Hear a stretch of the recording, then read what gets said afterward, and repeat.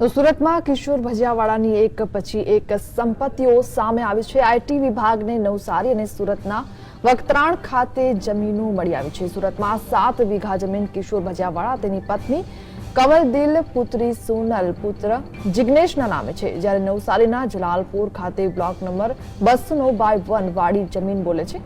કિશોરે વર્ષ 2006ના જૂન મહિનામાં 4 વીઘા જમીન 9 લાખમાં ખરીદી હતી, જેની હાલમાં કિંમત 1 કરોડ રૂપિયા છે, જ્યારે આ જમીનનો મૂળ માલિક જિગ્નેશ હોવાનું સામે આવ્યું છે। તો આ તરફ બારડોલીમાં પણ કરોડો રૂપિયાની કિંમતના 2 બંગલા પચાવી પાડ્યા હોવાની વિગતો જાણવા મળી છે।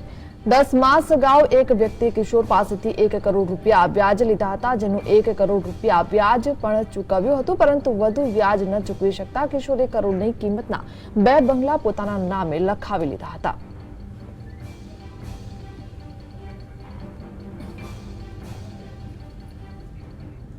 સુરત શહેરમાં ટોક ઓફ ધ ટાઉન બનેલા ઉધનાના ફાઇનાન્સર કિશોર ભજીયાવાલાની ચોટા બજાર સ્થિત બંધ દુકાનમાંથી ઇન્કમટેક્સ વિભાગને 125 કિલોના ચાંદીના વાસણો અને કરોડો રૂપિયાના શેર બજારમાં રોકાણના બેગ ભરીને શેર સર્ટિફિકેટ મળી આવ્યા છે। છેલ્લા 5 દિવસથી ચાલતી તપાસમાં ઇન્કમટેક્સની ટીમને કુલ રૂપિયા 650 કરોડની સંપત્તિ હાથ લાગી છે। કિશોર ભજીયાવાલા પાસેથી સુરત ઉપરાંત નવસારી, વલસાડ, અમદાવાદ અને તેના વતન અમરેલી, સૌરાષ્ટ્ર તથા મુંબઈમાં રૂપિયા 650 કરોડથી પણ વધુ કિંમતની અલગ અલગ 350 જેટલી મિલકતોના દસ્તાવેજ પણ મળ્યા છે। આ તમામ મિલકતો પર ઇન્કમટેક્સની ભરપાઈ કરવામાં આવી છે કે નહીં તેમજ તેની હવે તપાસ શરૂ કરવામાં આવી છે।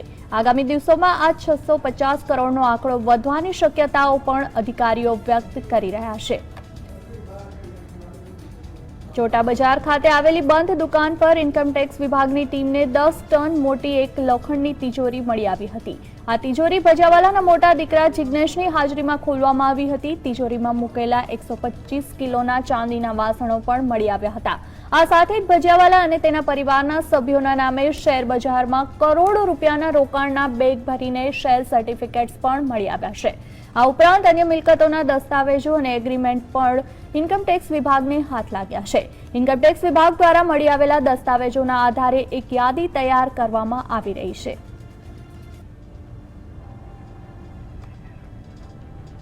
તો આ અંગે વધુ માહિતી માટે જોડાયા છે સુરતથી અમારા સંવાદદાતા રાકેશ।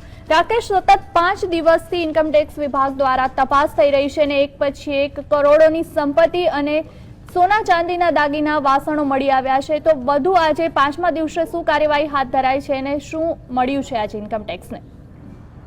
છેલ્લા 5 દિવસથી સુરતની આયકર વિભાગ દ્વારા ઉધના વિસ્તારમાં આવેલા કિશોર ભજીયાવાળાના તપાસનો ધમધમાટ બોલાવવામાં આવ્યો હતો।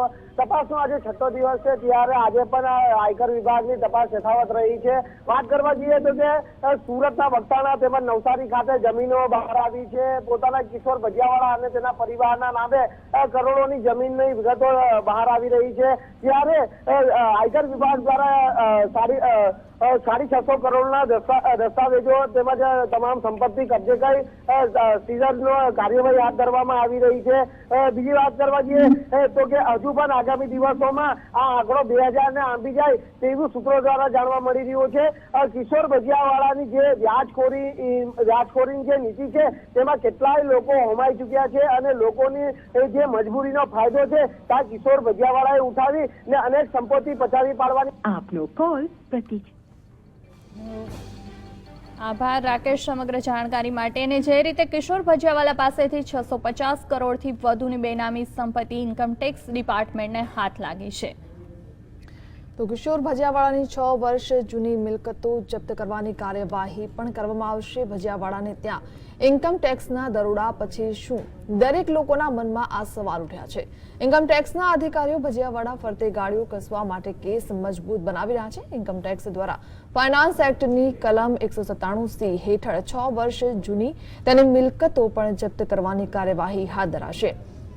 તદુપરાંત ઇન્કમ ડિક્લેરેશન સ્કીમ મુજબ 2016ની યોજનામાં જે મિલકતોને રોકાણ જાહેર કરવામાં આવ્યા નથી તે તમામ જપ્ત કરવા માટેની કાર્યવાહી શરૂ કરવામાં આવશે। તો બીજી તરફ કિશોર ભજાવાલાએ કાળું નાણું સંઘરવા 1000ની નોટ રદ કરી 2000ની નોટ સાથે કરોડો રૂપિયાનો સંગ્રહ કર્યો હતો. કિશોર ભજાવાલાને ત્યાંથી ₹1 કરોડ 6 લાખના મૂલ્યની 2000ની ચલણી નોટો મળી આવી છે. આ ઘટનાનો સ્પષ્ટ સંકેત એ છે કે કાળા નાણાંને ભ્રષ્ટાચારને નાથવાની સરકારની જાહેરાતો માત્ર ગુલબાંગોજ પુરવાર થઈ રહી છે. લાગે છે તો એવું જ કે બ્લેક મની વાળાઓને મદદરૂપ થવાના હેતુથી જ 2000ની નોટો બહાર પડાય છે.